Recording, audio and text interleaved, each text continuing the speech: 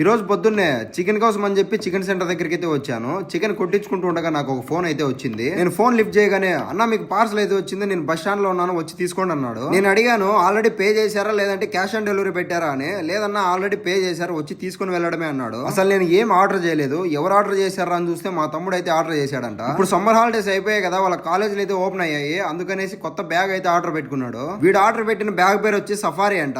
పర్లేదు, క్వాలిటీ అయితే బానే ఉంది. ప్రస్తుతానికి వీడు కొన్న బ్యాగ్ రేట్ వచ్చేసి 700 రూపీస్ అంట.